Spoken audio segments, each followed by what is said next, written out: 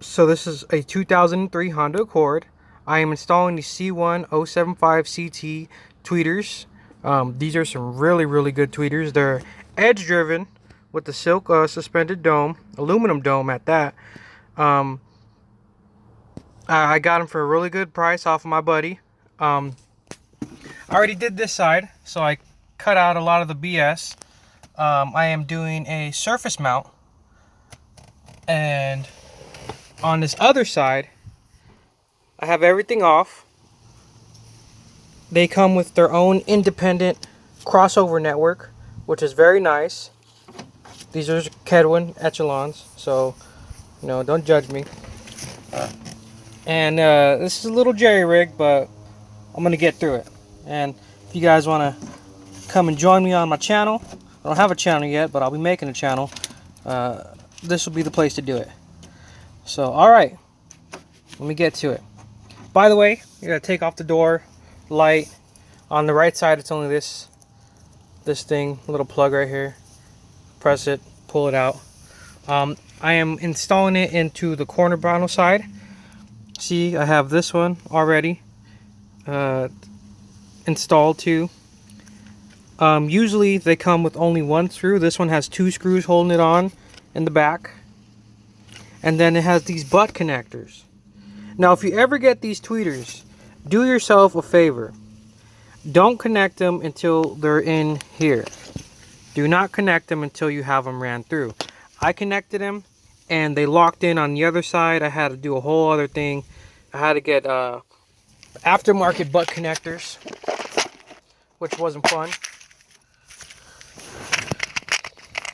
So I had to use these butt connectors right here and put them into this one. A little ugly, but it did the job done. So do yourself a favor and don't do that. Now, since it didn't come with mounting options, you're not really supposed to mount these in the doors. Please don't do it.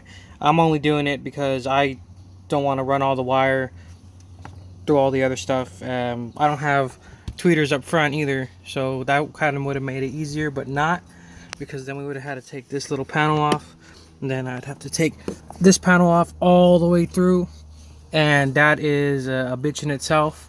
And then I probably would have just mounted on the top of this if there was enough depth, because you also have to measure for your depth. So what I'm going to do is I'm going to get the door on, make sure this is sticking out so that I can attach them easily, because the door has to be on before you could put this on, or else the door won't go on. But we're going to get to that right now.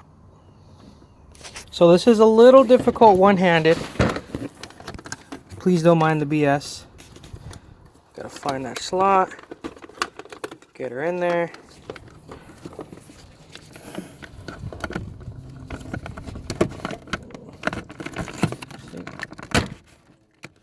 Oh,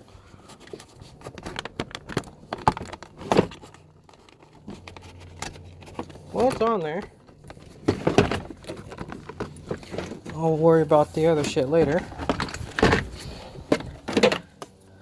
This comes over here, goes into this right here.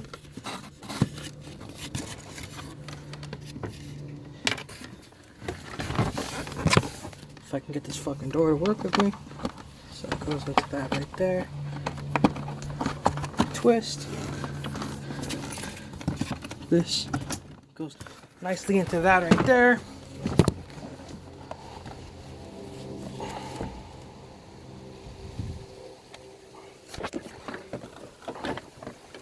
I'll raise this up. I usually put my body through the door. You can't see it, but my body is through the door. Right there, like so. That on there, nice and deep. Because the ladies like it deep.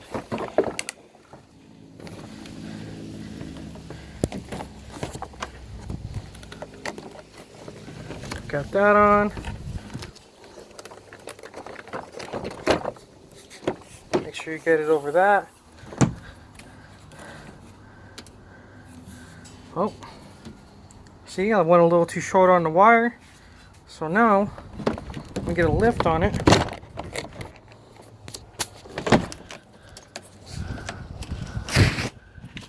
If you go too short on the wire, it's going to be a no-no. So if you want to make sure it isn't a no-no, get your mounting depths right.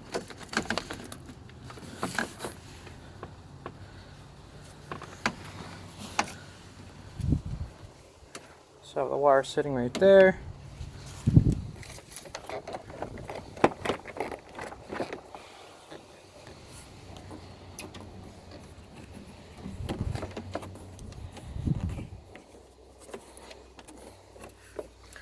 This is a close one. Now these butt connectors are what I was talking about earlier. When you do put them together, they will lock in place. You'll hear a little snap. JL Audio is really high quality, so they do that for a reason. They also come with these sleeves. These sleeves are really nifty. They help you a lot. I could just get it over. It's a nice little sleeve. It goes all the way over to make a nice little seal. There's that one. And then here's this one.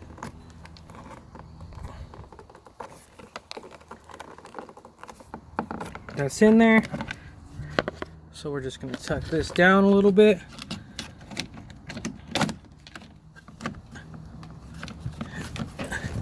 Get this in here.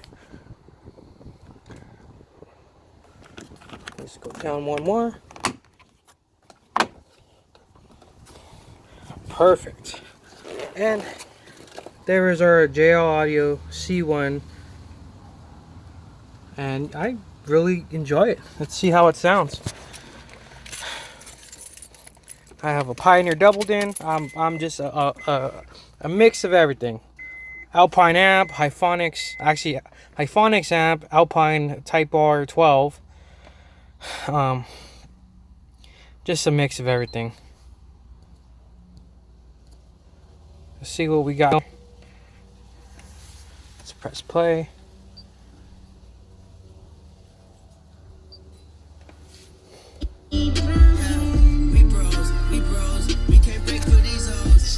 Take this. What's the next song? Is it true you performed with Willie No? Take that shit off in the front. This is a good song to me.